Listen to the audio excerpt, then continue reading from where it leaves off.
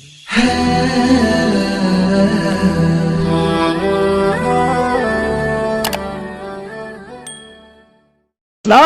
نن چې قرآن لا بچیږي لاول به ورور مخالفي د دې بچي دا سټیمنا د قوت د جانزیب کالج ته ولېږه دا چې فلان کوي یونیورسټۍ کې به سبق وایا اسلامیه کالج کې داخل کا او که پیسې د سر نه مړه زه به درکم وظیف خور ته مه جوړوه دی به سبا په منبر ناستي او خلکو ته به دا خبرې کوي پټکې به په سري په دې خو به زمونږ د بابا پوزه پرې کړی شي زما اجره خو په سا آباده وه اوس به زما په اجره کې دا وظیف خواره ناستي تانوي رحمه الله دورو نو یو اکبر علي نوم او د بل اشرف علي نوم اکبر علي باندې دنیایي تعلیم وکړو یو لوی افسر ته پلار جوړ او اشرف علي تانوي رحمه الله دارالعلوم دیوبند ته راوست او د شیخ الهند محمود الحسن صاحب جولۍ ته وغورځو مدرسه کې داخل کور ته چې رالی وی ترور مې ورته وی چې ډېر ظلم دی د اشرف علي سره وکړو اکبر علي نه دی لوی افسر جوړ کړ او اشرف علي به وظیف خور مولایي دی به جومات کې ناستې پلار یې صاحب نسبت سړی الله دې زمونږ پلاران هم صاحب نسبت کړي زمونږ پلاران صاحب دنیا دی ځکه مونږ ټول بچي دنیا ته ور وغورځول صاحب نسبت سړی ډېره عجیبه خبره د خپلې خور ته وکړه داسې د خور د املا یې وټپوله وی خورې ما اشرف علي ته هغه علم وښوده چې د اکبر علي په شانتې به په سوونو د اشرف علي خدمات کوي د اکبر علي په شانتې به وی په سوونو د اشرف علي خدمات کوي هغه کم کس چې دا واقع لیکي وی ما ته دا خبره رایاده شوه کله چې تانوي رحمت الله علیه د دارالعلوم دیوبند نه فاضل شو رالی د خپل روحاني پیر هغه امدادیه خانقاه آباده کړه په تانبون کې او په هغې کې کېناسته الله الله ویلې شروع کړه د قرآن او د حدیث درس یې شروع کړه وی ما په خپله په خپلو سترګو باندې ولیدل چې د مازدیګر د مون نه پس تانوي رحمت الله علیه کور ته تلو نو اخره کې هغه خپو کار پرېښودلی و ویلچیر کې به وړو وی د هندوستان د صوبې یو ګورنر راغلی او د تانوي رحمت الله علیه کور ته بوتو وی خادم ته وی چې ته پرېږده دا خدمت نن زه کوم وی دغه ګورنر د تانوي رحمت الله علیه ویلچیر ونیو چپل یې ورته سم کړه څادر یې ورته په اوږه کړه او د کور د دیواله پورې وره پورې بوتله خو لیکن موږ سره خو قدر نشته د قرآن او د حدیث قدر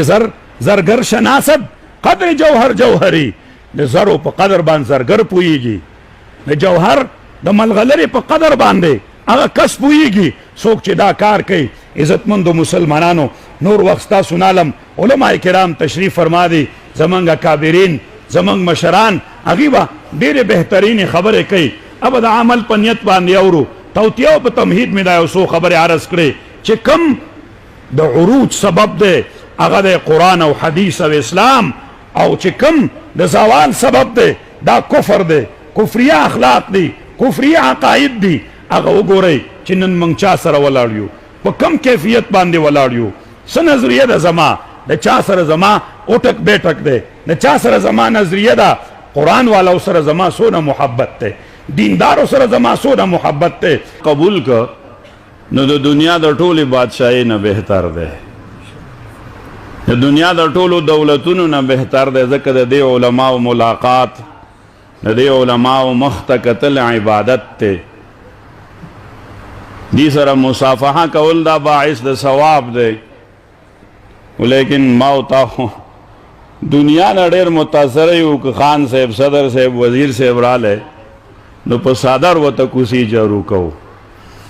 او که عالم تشوه نو دا زموږ د کلي برکلي مولا دی دا خان هم د برکلي دی که نه دا د افغانستان نه خو نه دی راغلی خو یا د کوز کلي خان دی یا د برکلي خان دی زما استاد سره دی قدر نشتا تانوي رحمت الله علیه آلته په هندوستان کې په بری صغیر پاک و هند کې په یو مدرسه کې آخري یو ډېر عجیب ملفوظ فرمایو وی او مسلمانانو د دې علماو قدر وکئ د دې علماو عزت وکئ یعنی وی په الله مې د قسمی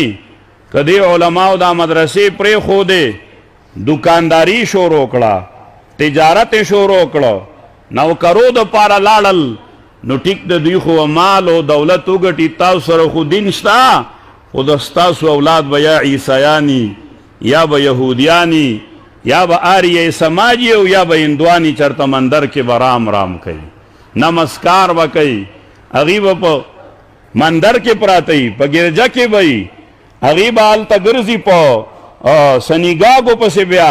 ځکه دا ستاسو د بچو تربیت کې نا علما زما استاد پاره لګیا دي مولوی صاحب نه تپوسو کوي تاسو ځواني دې څه کې خرچه کړې دی به وایي چې د ښه بد شوم نو پلار جومات ته لېږلی وم ناظرۍ را باندې ووې بیا را باندې حفظ وکړو بیا کتابونو مدرسې ته داخل کړم بیا لګیا یم د هغه ځای نه اوسه پورې حتی چې زه خو یم دا ډېره یقینا د سعادت خبره ده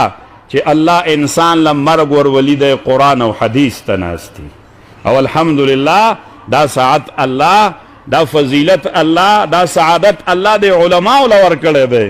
زما استا په غم کې چې زما استا بچی صفت کوي نو مارکیټ ته لاړې دکان یې کولاو کو کور ته م کټ کې راوړه پټینه م راوړو د علماو صفت د څه نه کېږي مدرسې ته لاړې بخاري له روانو او شهادت ورته میلاو شو په اودس کې دی دی به هلته قال رسول الله صلی الله علیه وسلم وایي